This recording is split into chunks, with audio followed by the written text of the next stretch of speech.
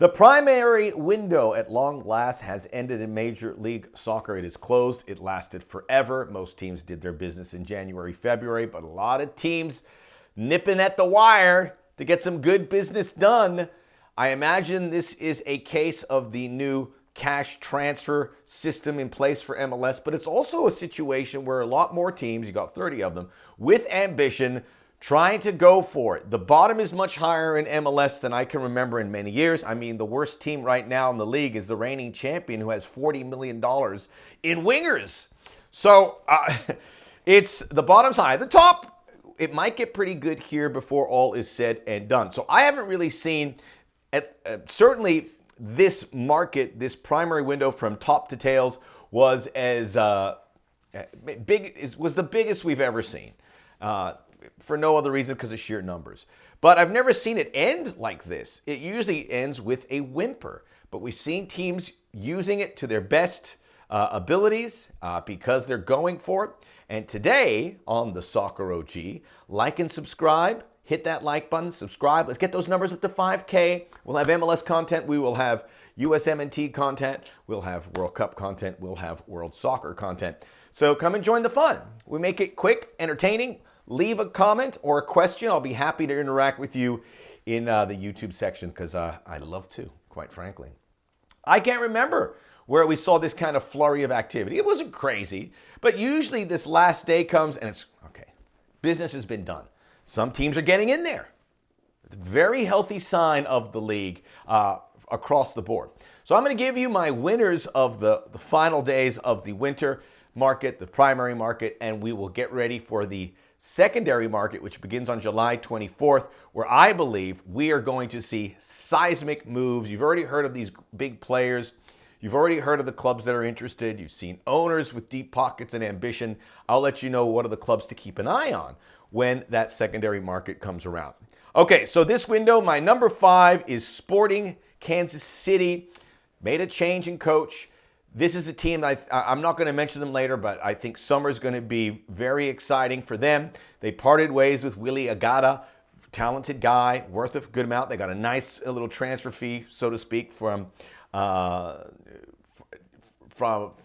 sale, and that's a sign that they're going to get busy here. They also brought in on loan, and we saw a lot of loans during this window. Santiago Munoz, was a guy who played a lot at Santos.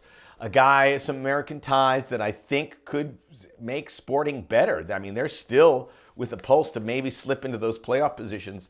They got a very hungry fan base, so Sporting Kansas City makes the list.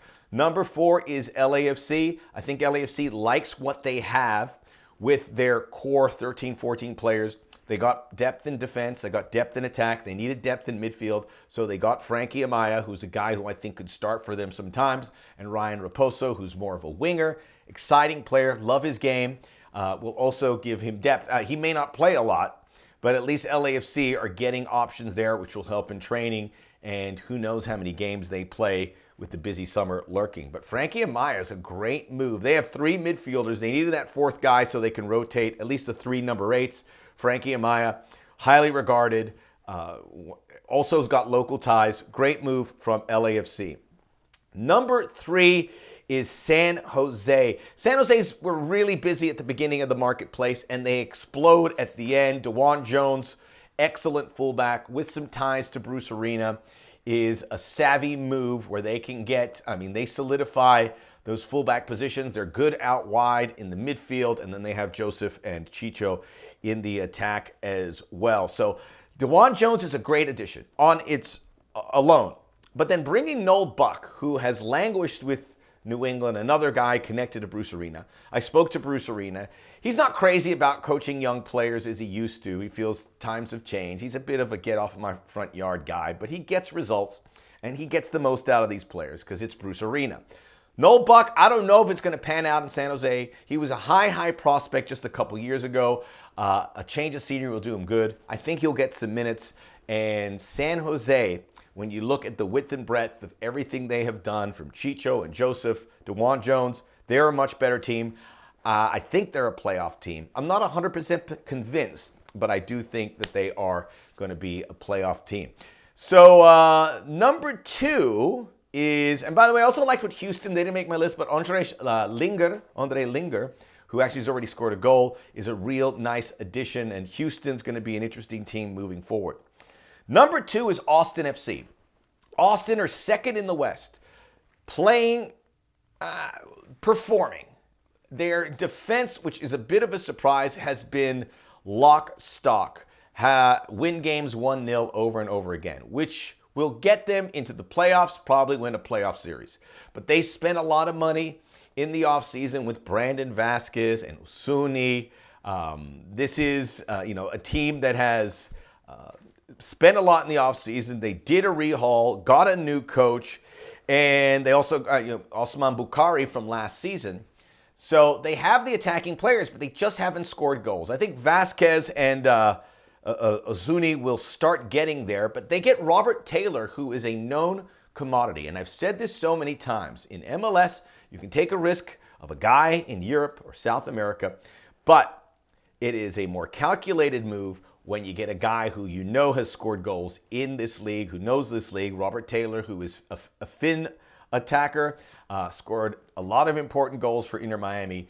I think this was a real forward-thinking move by Austin FC to get more competition. I don't know if he's going to start with that attack. I think he'll find him in it. But this was a move for a club that has said, we are going for it. And there's a lot of teams like that in MLS. And if you look at Austin, they're going to have the All-Star game. This is a big year for them. Crowds are coming back. Excitement around that program. They get number 2. But number 1 is Columbus. Columbus has a DP spot available, but I think, we were thinking about them getting a replacement for Cucho Hernandez. That is Daniel Gazdag, who is the biggest move in this marketplace. And someone that's going to move in there with Diego Rossi and Max Arfson and AZ Jackson and the other guys. I think they might do something in the summer, but I truly believe Wilfred Nancy wanted to get this group together. He needed a couple pieces, so he goes out and he gets Gazdag, which for like a $4.5 million cash transfer fee, proven in MLS, just like I said with Robert Taylor. And most of these moves happened within MLS, which is really healthy, right? Because it shows that you can get well within this league. There's enough talent. There's enough talent that is tradable. And we've seen this with the clubs that I've just mentioned. So you've seen some good loans and you've seen some good sales. But Gazdag, and then at the tape, they got Ibrahim Aliyu from Houston, who's really talented, raw player, getting some good numbers. And the fact that a young raw player is going to Wilfred Nancy has to get you excited if you are a Crew fan. So that is the top 5. As we wrap up the primary market, we look towards the second marketplace. And this is going to get bonkers. There was a move for Julian Gressel. I don't think it got across the tape. But Inter Miami also parted ways with Robert Taylor. So the idea that they are moving these guys, and maybe there's a retroactive move from Julian Gressel. He was going to go to Minnesota. That Miami's clearing their slate a bit to go big in the summer. We have heard Kevin De Bruyne. That was a possible destination. We have heard Angel Di Maria. I don't know if that makes a lot of sense, but it doesn't. The point being, they're going to go big. So the clubs that you want to watch now as we approach to July, Inter Miami, who will be competing for trophies, the most ambitious club in MLS, along with Atlanta. That is it with their finances, certainly. They're going to make a real big shake. They're going to get a big name here in the summer, and it's going to be very exciting to team up with Messi, Suarez, Busquets, and Jordi Alba. So that's at the top. Number 2 is the Chicago Fire.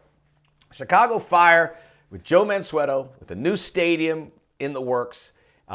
Big move of Greg Berhalter by bringing in Zinkernagel and Bamba, 2 good wingers. Hugo Kuipers was a big move last year. He is paying off. Chicago Fire, those rumors that they were going to bring in Neymar, and now what makes the most sense for a guy like Kevin De Bruyne, who I would be surprised if he doesn't come to MLS. I don't know what team it is, but Chicago Fire, whether he wants to come to Chicago or not, I'm sure he wants to come to Miami or LA. But this is where MLS is going to change. It's going to be clubs more club-centric than city-centric. So I think guys aren't just going to come here and go, I'm going to go to New York. I'm going to go to LA. They still have an edge. Or I'm going to go to Miami. But you go to these places. I think you're going to see it with Austin. I think we're seeing it with Salt Lake, who have new ownership. We're going to see it with Nashville, possibly see it with Charlotte. And Chicago's going to be at the top of that list because it's also a great city. But if Greg Berhalter, who is pretty globally known, he coached at a World Cup, whether the perspective is from the U.S. or elsewhere, he is going to be really key in recruiting, as is Mansueto, the owner, and what they have going in Chicago. So I think Inter Miami is number one. Chicago Fire. So many teams have DPs available. Charlotte has a DP available. I imagine if they're in the first place in the East, they're going to find someone to come in, maybe a DP. Cincy has a DP available. They're right there with Charlotte at the top of the East. I think they'll make a move there as well. I don't think Columbus does. Dallas has a move. These are teams that could make it. Portland, San Diego. San Diego's one to keep an eye on. I think Portland likes what they have, maybe have some small pieces, but San Diego, I think, is the number 3. So Miami, Chicago, and San Diego. And overall, I think it's going to be another massive marketplace, and we will be here on the Soccer OG to break it all down. Like and subscribe us. Join the Soccer OG community. Leave a comment, I will answer. We'll be back. I want to hear your thoughts. Who do you think had the best window? Who do you think's going to make waves in the summertime? Other than me, of course. Hitting the beach.